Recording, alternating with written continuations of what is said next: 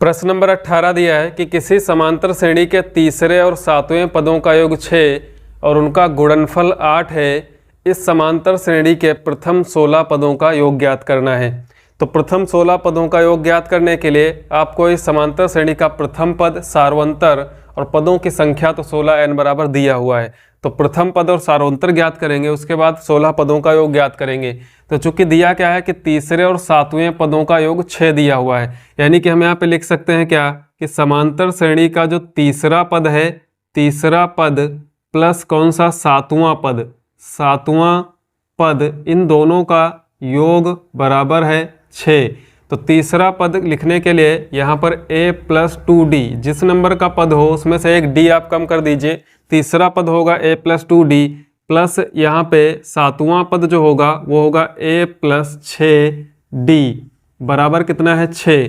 यहाँ से इनको जोड़ देंगे तो a जुड़ करके हो जाएगा 2a प्लस 6d और 2d जुड़ करके हो जाएगा 8d। 2a + 8d बराबर 6। इसको डाल देंगे समीकरण नंबर 1।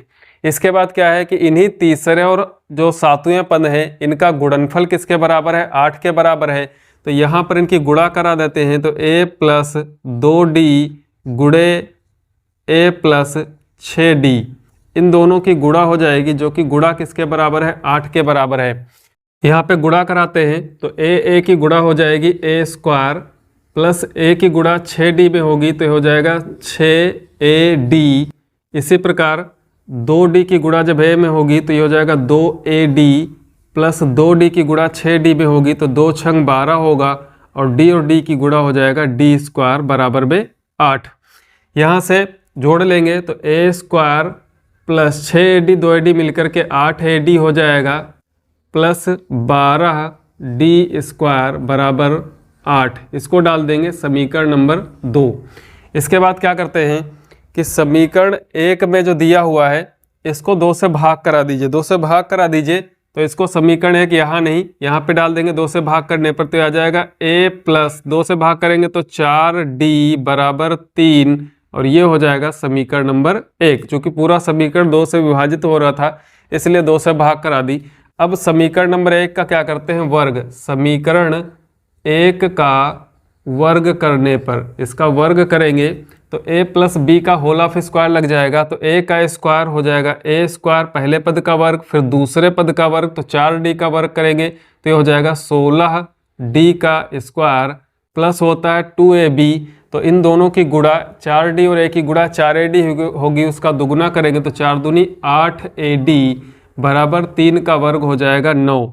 यहाँ पर पहले पद का वर्ग, फिर दूसरे पद का वर्ग, फिर इन दोनों पदों की गुणा करके उसका दुगुना करना होता है। तो a और 4d की गुणा 4ad होगी, उसका दुगुना करेंगे तो 8ad आ जाएगा बराबर 9। यहाँ पे डाल देंगे इसको समीकरण नंबर 3।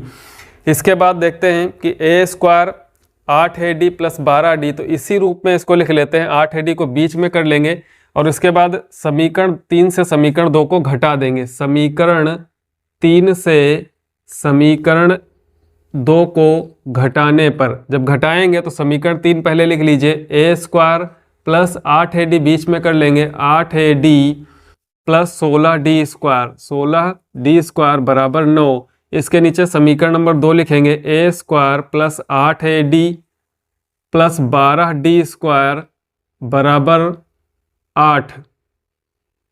जब घटाते हैं तो चिन्ह बदल जाते हैं, तो यहाँ पर माइनस होगा, यहाँ पर माइनस होगा, यहाँ पर माइनस होगा, यहाँ पर भी क्या होगा, माइनस होगा। a² कैंसिल हो जाएगा, 8ad कैंसिल हो जाएगा। 16d² से 12d² घटाएंगे तो 12 × 4 = 16, यानी कि 4d² बराबर 9 से 8 घटाएंगे तो 1। 4d² बराबर आ जाएगा 1। इसके बाद 4 को दूसरे पक्ष में भेजेंगे तो d² बराबर 1/4 या फिर d बराबर प्लस माइनस, इसका वर्गमूल लेंगे तो 1/2। d के 2 मान आ जाएंगे, एक प्लस का 1/2 और एक माइनस का 1/2।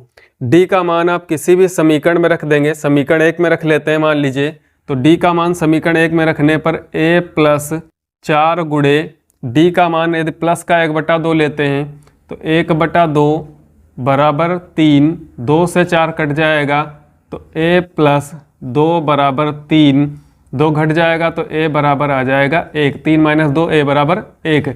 यदि d क्या लिया गया, धनात्मक।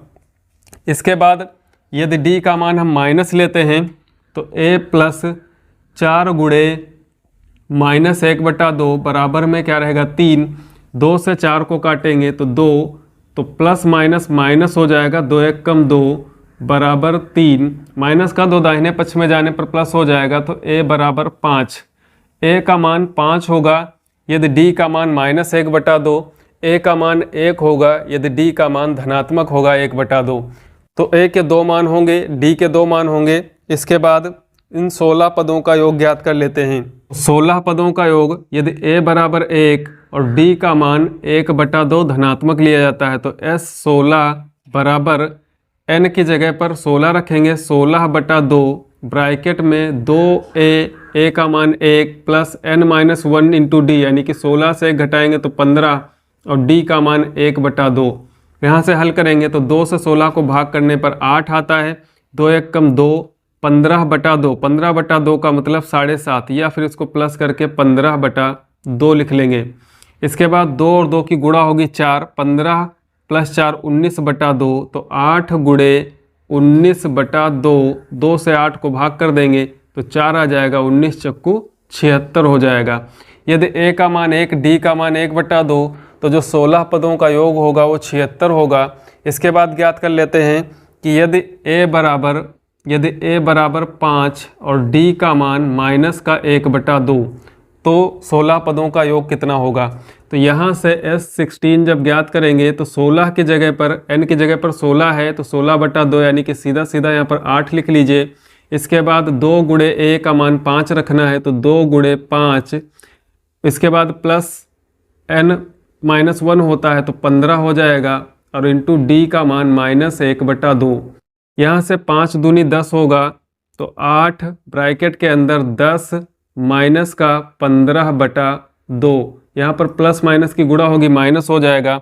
2 और 10 की गुणा कराएंगे 20, 20 से 15 घटाएंगे तो 5/2। आपको 8 में गुणा करानी है, यानी कि 8 गुणे 5/2, 8 पंचे 40, 40 का आधा कितना हो जाएगा 20। तो यदि a बराबर 5 और d बराबर -1/2, तो पदों का योग होगा 20।